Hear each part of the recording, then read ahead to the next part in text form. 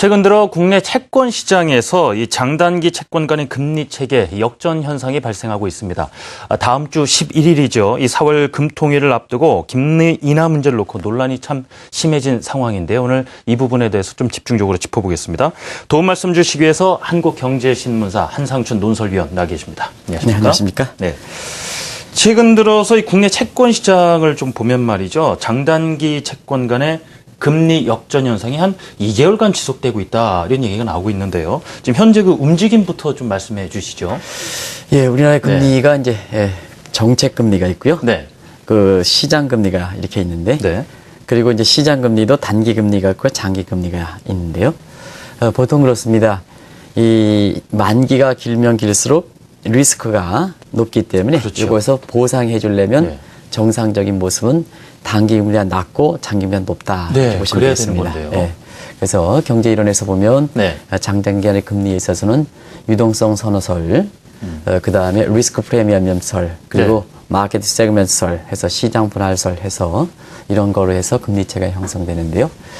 최근에 한국의 이렇게 금리 동향 보면 단기 금리의 일종의 기준이 되는 정책 금리 2.75%로 장기간 유지되는 데 반해서 3년분은 이거보다 오히려 낮습니다. 3년 내 국고 채권율이 여기 자막에도 나오고 있으라는 2.47%. 그 다음에 5년짜리는 지금 2.56%에서 이 정책 금리 2.75보다 낮은 현상이 발생하고 있지 않습니까? 그래서 최근에 보면 장단기간의 금리 차가 역전 현상이 발생하는 이런 모습을 보이고 있다. 네. 그리고 그것도 비교적 오랫동안 이렇게 지속되고 있기 때문에 사실 시장에 여러 가지 금리와 관련돼서 혼란을 야기시키고 있다고 보시겠습니다. 예.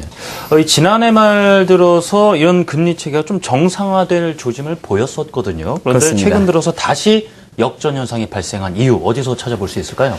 아무래도 네. 지금 상태에서는 장기 금리가 이렇게 많이 떨어지는 현상이 발생하고 있는데요. 네.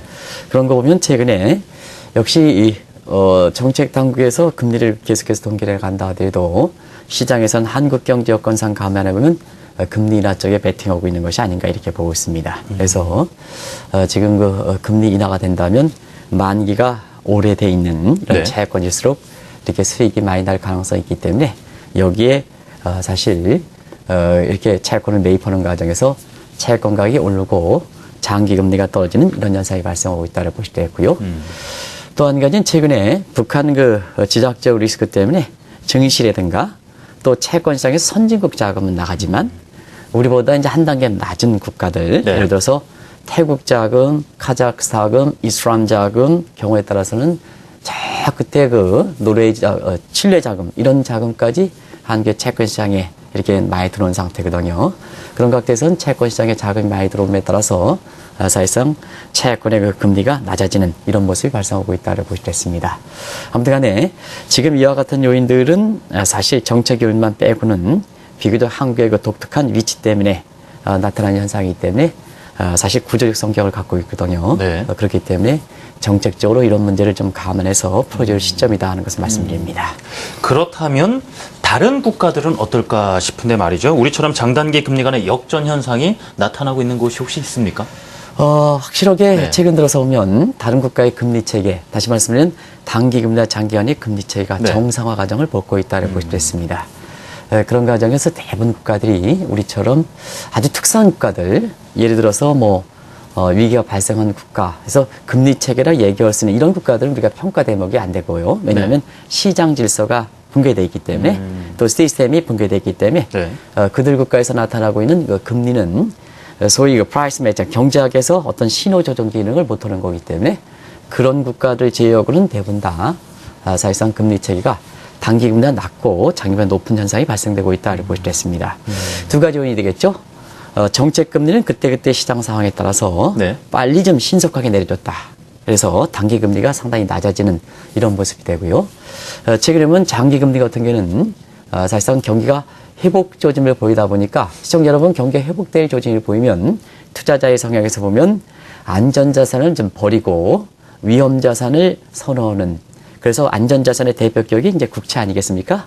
이걸 이제 버리게 되고 그 다음에 주식 같은 경우에는 매입하는 이런 모습이 사실 다른 국가에서 나타나는 현상이거든요.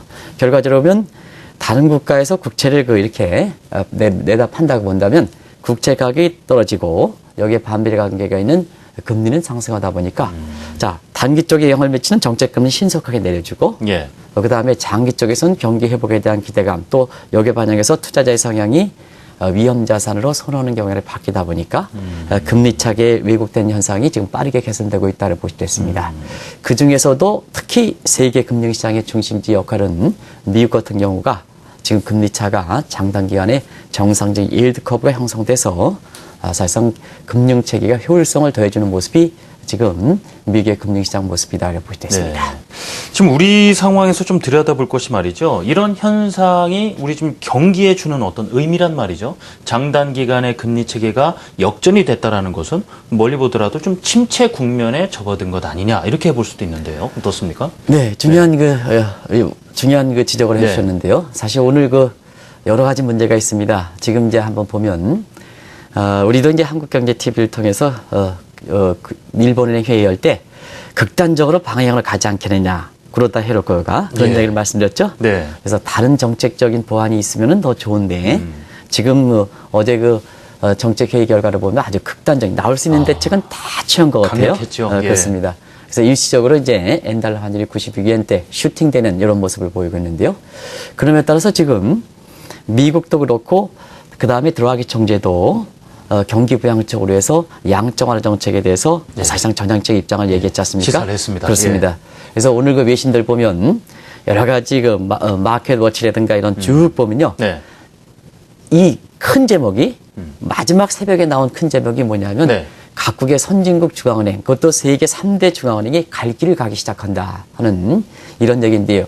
이 세퍼레이트 웨이가 굉장히 금융시장에서 미치는 영향이 굉장히 큽니다. 그래서 지금은 어떤 조합이라든가 서투 없이 갈 길을 간다 하는 이런 표현을 쓰는데요. 사실상 그렇습니다. 이런 상태에서 각국의 중앙은행 움직임이 상당히 주목되는 사안이거든요. 네. 결국은 갈 길을 간다 하면 금융에서 형성되는 가격 변수가 경제 펀더멘탈에 반영되지 못하는 인위적으로 형성될 가능성이 있기 때문에 사실상 그렇습니다. 오늘 얘기하는 장단기의 금리차도 과거만큼 가격 변수가 실물 경제에 고스란히 반영될 때는 그거 가지고 경기 예측이라든가 진단을 했습니다는 네. 사실 지금은 옛날보다는 이 장단기간의 금리차 가지고 경기를 진단하고 예측하는 그런 유용성은 다소 떨어졌다. 그러나 사실상 좋은 경기 진단하고 파악하는 방법이면 분명하다 이렇게 보시면 되겠습니다. 예. 그런 각도에서 장단기간의 금리차가 정상적인 형태, 다시 말하면 단기간보다 낮고 장기간 높은 단고 장지 현상이 발생했을 때는 여기 자막에도 나오고 있으면 회복 국면으로 인식한다 이렇게 보시면 되겠습니다. 그런 각도에서 세계 각국들이 어렵게나마 지금 이렇게 정상적으로 단저 장고 형태를 취했다는 것은 경기가 회복 국면에 놓여 있다 이렇게 보시면 되겠습니다. 네. 그러나 우리처럼 단기 금리가 높고 장기금리가 낮은 이런 단고 장조 역 예일드 커브가 형성될 때는 그런 경기 침체다 이렇게 보시면 되겠습니다. 그래서 한국 경제가 여러 가지 어렵다 하는 각도에서 보면 최근에 채권 시장에서 단기 금리가 높고 장기보다 낮은 이런 것을 풀어내지 못하는 것도 경기 침체 국면을 더 이렇게 가속시키는 요인으로 작용하고 있다고 볼 수 있습니다. 예. 지금 말씀 중에 이 장단기간 금리 체계로 경기를 파악하는 방법, 예전과는 달리 좀 달라진 방법도 있다고 하셨는데 지금 경기를 향후 예측하는 부분에 있어서 또 어떤 방법들이 나와 있는지요? 우리가 이제 경기를 파악하는 방법, 예측하는 방법은 좀 전보다 금리 이기 위해 환경이 많이 변했지 않습니까? 네. 그러면 경기 지표를 반영하는 이런 환경이 많이 변했다 보니까 사실상 경기를 예측하고 진단하는 방법도 장단기간의 금리 스프레드 같은 이런 유용성이 좀 다소 떨어진 반면에 새로운 방법이 많이 동원되고 있다고 볼 수 있습니다. 이 자체 하나하나가 논문에 표현할 만큼 시간을 갖고 얘기하기 때문에 오늘 제목만 좀 말씀드리겠습니다. 새로운 방법이다 보니까요. 그렇습니다. 예. 아마 자막을 비춰줄지 모르겠습니다는 어려운 내용이기 때문에 자막을 보셔야 제 말을 이해를 하실 거라 이렇게 보이는데요. 아마 금리 과정에서 가장 경기를 예측하는 방법으로 OECD의 소위 지금 많이 이제 국내 증권사들이 인용하고 있습니다. Combined Reading Index 복합 선행 지수 가지고 많이 경기를 파악하고 이것이 경기를 파악하는데 굉장히 중요한 요소가 됐다는 것은 잘 아실 거라 이렇게 봅니다. 그리고 두 번째로 최근에 보면 IMF에서 사실상 기업 취업 지수라고 있는데 이건 자본시장의 역할이 상당히 중요하다 보니까 그쪽을 감안해서 예전에 우리가 이제 그린스폰 독트린과 버냉키 독트린에서 통화정책을 강구할 때 그린스 본 독트는 실물 경제만 감안했다. 네. 그다음에 버냉키 독트는 자산 시장을 감안한다. 이렇게 이제 말씀드렸지 않습니까? 그거가 비슷한 맥락이다 이렇게 보시됐습니다. 그래서 IMF는 새로운 방법으로 기업 취역 지수라는 것을 감안해서 이 경기를 예측하는 방법을 보완하고 있고요. 또 지금 화두가 되고 있는 일본 같은 경우는 역시 기업의 대차제도법을 이용해서 네. 이렇게 경기를 보는 방법이 있습니다. 그리고 최근에 경기 예측에서 가장 정확하다 얘기하는 소위 미국의 경기 사이클 연구소, 네. 이건 뭐냐, 에클이라고 표현하는데요. 경기는 생물과 같다. 그래서 어떤 때 제가 그런 얘기를 했습니다. 진행자께서 좀 네. 참고로 하실 필요가 있는데요. 네. 우리가 보면 환율이 뭐 올라간다 했을 때 동조하느냐 이런 방송들을 얘기하시는 것 같아요. 그건 뭐 단두대가 없습니까? 검찰에서 판정 나는 건 아니지 않습니까? 그죠? 네. 왜냐하면 지금은 경제가 복합 생물체에 비슷하기 때문에 그때그때 흐름에 따라서 어제도 보십시오. 진행자께서 잘 진행했습니다는 느닷없이 장중한 때 개성공단에 뭐 철수객이 나오다 네. 보니까 주가가 한 번에 40% 이상 폭락하는 이런 배경이 되지 않습니까? 예. 이와 마찬가지로 사실 경제는 생물과 비슷하기 때문에 그때그때 생물이 어떻게 움직이느냐 이걸 가지고 사실상 그 경기를 예측하는 방법이 바로 경기 사이클 연구에서 얘기하는 소위 사이클 큐브 방법. 네, 갑작스럽게 얘기하면 사이클 큐브 방법에서 이 사이클 큐브를 돌리지 않습니까? 네. 큐브. 네. 그와 같은 방법을 도입해서 경기를 예측하는 방법이 새로운 방법으로 많이 동원되고 있다고 볼 수 있습니다. 자, 좀 말씀해 주신 이제 방법 같은 경우에는 상당히 전문적인 경기 진단 방법 아니겠습니까? 네, 그렇습니다. 그렇다면은 국민이라든가 우리 투자자 입장에서 좀 일상생활에서 쉽게 경기가 나빠질 것인가 좋아질 것인가 좀 파악할 수 있는 방법도 있지 않을까 싶은데요. 네, 그 질문이 나오실 것 같습니다. 예. 왜냐하면 사실 설명을 드렸지만 이렇게 아마 전문적인 이런 방법이기 때문에 네. 시청자분이 굉장히 좀 어려우실 거로 보는데요. 그러면 일상에서 경기를 파악하는 방법도 아주 쉬운 방법이 있습니다. 네. 그래서 지금은 경기의 지표상으로 얘기하는 지표 경기보다 국민이 느끼는 체감 경기가 더 중요하고 체감 경기가 투자 심리를 결정하는데 아주 유용한 지표이기 때문에 오히려 주식 투자하는 입장에서는 네. 지표 경기보다는 체감 경기가 더 중요하다고 보시면 되는데요. 예를 들어서 진행자랑 저랑 한번 네. 일상에서 파악하는 경기를 네. 이렇게 보는 방법을 가장 많이 얘기하는 것이 리스틱 효과다 이렇게 얘기하는데요.